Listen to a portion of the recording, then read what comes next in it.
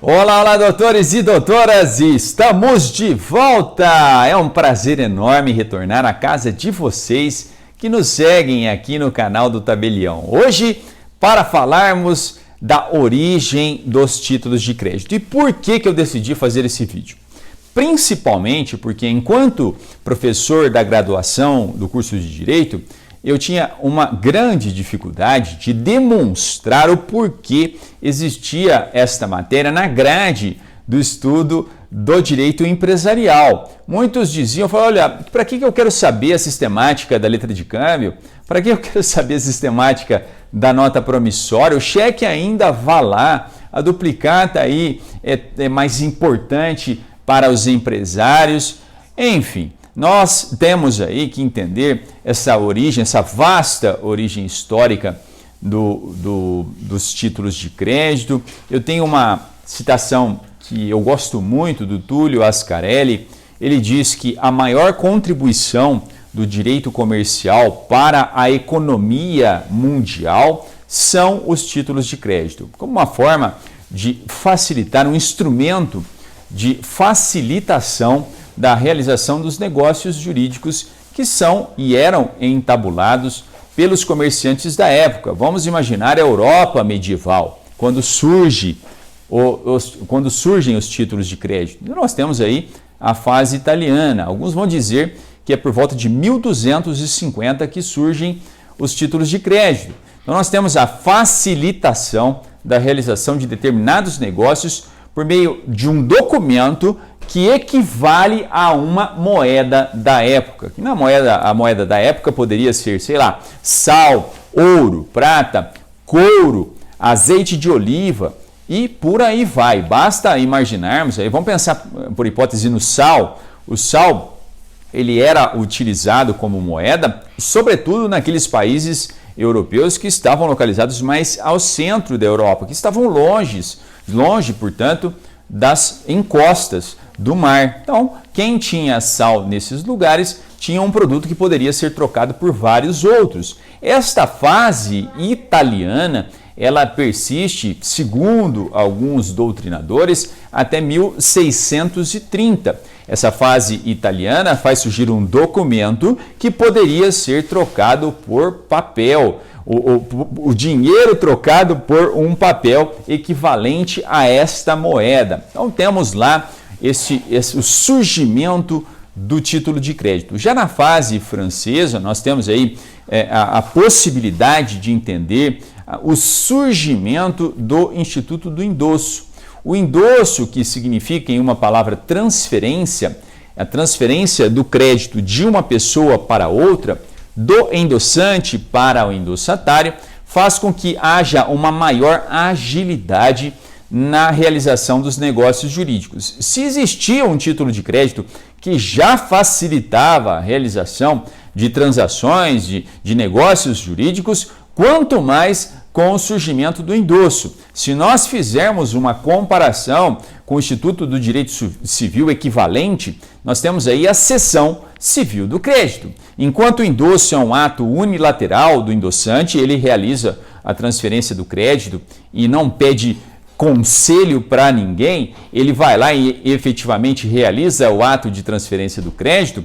Nós temos de uma maneira oposta, de uma maneira diferente, no direito civil, a seção civil do crédito, com a necessidade da realização de um ato bilateral. E por este motivo, nós temos na fase francesa um grande avanço na seara dos títulos de crédito. Temos ainda uma terceira fase, a fase denominada fase alemã, em que sobrevém o princípio da autonomia aplicado aos títulos de crédito. E você sabe que o princípio da autonomia vai dizer que todos os atos realizados nos títulos de crédito são autônomos entre si. E surge a rebote, juntamente com o princípio da autonomia, o princípio da abstração e o princípio da inoponibilidade das exceções pessoais a terceiro de boa-fé. Então nós temos lá, se foi realizado um aval, se foi realizado o endosso, se foi realizado novamente um aval em um outro momento, um momento posterior e por aí vai, nós temos que cada um desses atos são considerados autônomos entre si. De maneira que, se houver a nulidade de um desses atos, nós não eivamos de nulidade todo o negócio jurídico, todo o título de crédito.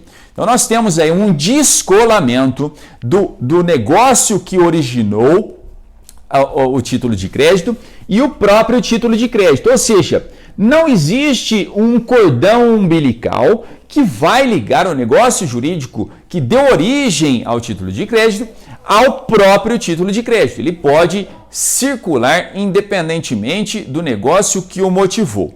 Fato é que aquele que detiver a cártula, vamos imaginar uma cadeia de endossos realizada na mão de vários endossantes. Então nós temos aí um endossante que transmitiu para outro, chegamos lá no final da história, nós temos lá o proprietário do título, denominado endossatário. Ele, endossatário, é o credor do título de crédito, é o credor novo, o endossante é o credor antigo. Se nós observarmos com esta ótica, esse credor não vai querer saber os motivos pelos quais houve o endosso, houve o saque, houve o negócio jurídico. O que ele quer saber é que ele vai receber o valor em curso naquela cártula. E isto é muito importante, na medida em que nós temos aí uma desnecessidade de uma investigação dos negócios jurídicos anteriores, muito em sentido oposto ao que é o próprio direito empresarial, que prega o dinamismo. A fase alemã, portanto, é um grande avanço nos nossos títulos de crédito. O endossatário, se ele for cobrar esse crédito do emitente do título, ele poderá ali, falar, tá aqui esse título, eu quero receber. O emitente do título, o devedor principal, não pode falar assim, olha, não vou te pagar porque quando eu emiti esse título de crédito foi para comprar um determinado produto e ele estava viciado. O endossatário vai dizer, assim, eu não tenho nada com isso. De acordo com o princípio da autonomia e também de acordo com o princípio da inoponibilidade, das exceções pessoais a terceiros de boa-fé, eu não tenho nada com a paçoca. Me dê o dinheiro e você, devedor principal, que entre com alguma ação cabível no seu contexto do negócio jurídico subjacente para ver se você tem melhor direito do que aquele devedor, do que aquele contratante que você celebrou o seu negócio jurídico. Então, realmente, a fase alemã é muito importante para o cenário dos títulos de crédito. E chegamos mais recentemente, então nós temos na primeira fase, a fase italiana, que começa por volta de 1250, vai até ali 1630. Entre 1630 até 1848, nós temos a fase francesa e de 1848 até 1930, nós temos a fase alemã. A partir de 1930, nós temos a fase da unificação. O que havia de bom na fase alemã, na fase francesa e na fase alemã foi agrupada em um único documento que foi assinado mediante a assinatura de vários países do mundo, que formou o que se chama de Lei Uniforme de Genebra, a Convenção de Genebra de 1930, formando um documento só para valer em todos os países signatários desta convenção. Nós temos aqui no Brasil que a Convenção de Genebra veio a lume em nosso ordenamento jurídico por meio do Decreto 57663 de 1966, também chamado de LUG, Lei Uniforme de Genebra. Ela vai tratar exclusivamente de dois títulos de crédito, da letra de câmbio e da nota promissória. E a letra de câmbio, você sabe, é o título de crédito mais complexo que existe em nosso ordenamento jurídico. Por isso, ele é estudado. Quando vocês pegarem uma doutrina, qualquer que seja ela, o primeiro título a ser estudado é a letra de câmbio, e muito em razão do fato de que ela é extremamente complexa, surge ali a necessidade de entender o aceite, de entender o endosso, de entender o aval, em toda a sua completude, para que nós possamos transportar estes ensinamentos para os outros títulos de crédito.